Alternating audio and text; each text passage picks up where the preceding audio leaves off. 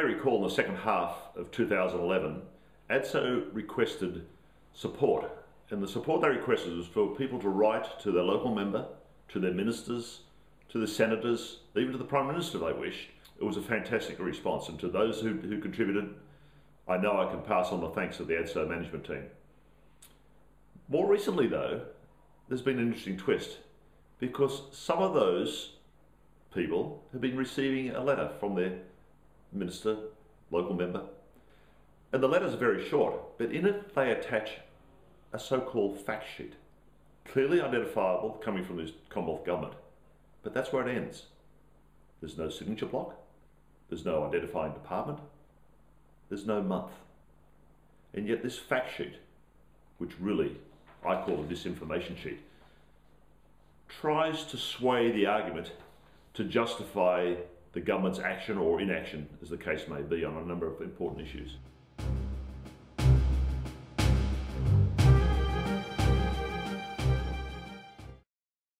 "12 points. I would say the first half a dozen are nothing but red herrings, irrelevant claims, assertions that are nowhere near factual and are not directly applicable to what we're about, and that is fixing the indexation fallacy that is eroding the pensioners of the MSPS, DFRDB and DFRB schemes.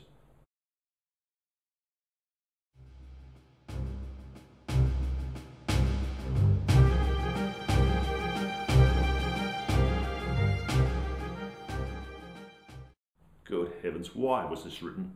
What a load of rubbish. All we've said is give us what we signed up for. Give to the serviceman and woman their defined benefit entitlements and maintain that defined benefit at the index rate as you promised. Why have indexation of any sort if you don't intend to maintain that standard?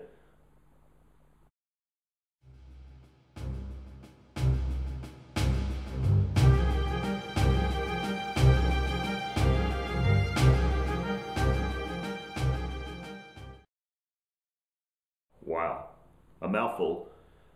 But if the CPI was so darn good and so fair, then why did the pensioners and beneficiaries index, the living cost index, why was that brought about? Because it didn't maintain purchasing power.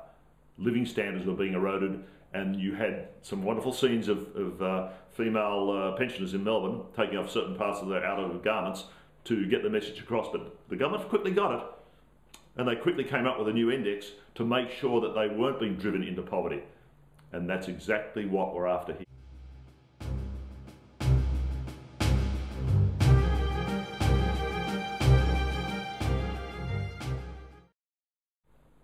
What a load of hogwash. Can you believe what they've written? This is supposed to be called a fact sheet. That is nothing like what we've asked for, and it's not what's occurring. We are not asking for anything retrospective. We're asking for restoration of an entitlement that's been eroded away because of a changed indexation scheme that was introduced 20 years after DFRDB was brought in, and yet to this day, even under MSPS, there's the government telling the troops who are now signing on the dotted line that we'll maintain the purchasing power of the value of your dollar in 2011 right out to 2028. Nonsense.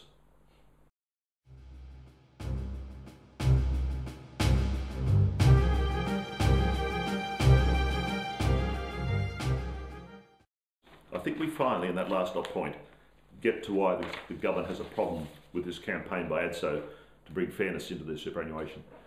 It's all about the budget. Isn't it amazing though? Think back to near the end of November in 2011, just a couple of months ago, where suddenly the government realised they were going to struggle to bring the budget into surplus for the next financial year, and that has a political imperative. Suddenly, overnight, they found a couple of $1 billion. You know what we're asking for here? ADSO, as you know, is estimated about 20 for the first year, 21 for the second, 22 for the third sort of figure. Overall, about 90 million. The mineral resources rent tax, the carbon tax, the future fund. There's endless ways the government could solve this right now and fix indexation for everyone. Not just the DFRB, not just the DFRDB, not just the MSPS, for those on the invalidity pension as well.